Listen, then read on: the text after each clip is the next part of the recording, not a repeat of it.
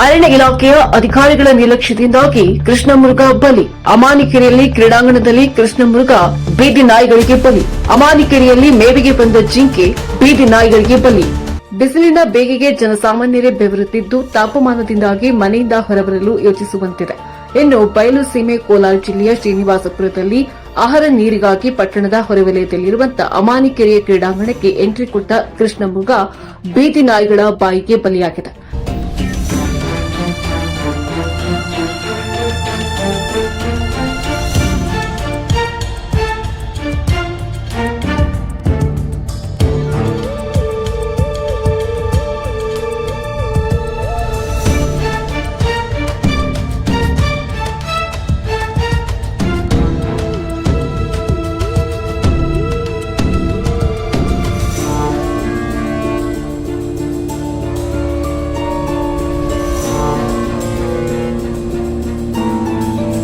ಇನ್ನು ಈ ವಿಷಯ ಹೇಗೆ ಪರಿಗಣನೆ ಮಾಡಬೇಕು, ಅರಣ್ಯ ಇಲಾಖೆಯ ನಿರ್ಲಕ್ಷ್ಯವ ಅಥವಾ ವನ್ಯಜೀವಿಗಳ ತಪ್ಪ ಎಂಬುದು ಸಾರ್ವಜನಿಕರಲ್ಲಿ ಅನುಮಾನ ಮೂಡಿಸಿದ್ದು, ಕೆಲವರು ಅರಣ್ಯ ಇಲಾಖೆ ಅಧಿಕಾರಿಗಳ ವನ್ಯಜೀವಿಗಳ ಆರೈಕೆ ಮಾಡದೆ ನಿರ್ಲಕ್ಷ್ಯ ತೋರಿದ ಕಾರಣವೇ ಕೃಷ್ಣ ಮೃಗ ಬೀದಿ ನಾಯಿಗಳಿಗೆ ಬಲಿಯಾಗಿದೆ ಎಂದು ಅರಣ್ಯ ಇಲಾಖೆಯನ್ನ ದೂರುವಂತಾಗಿದೆ.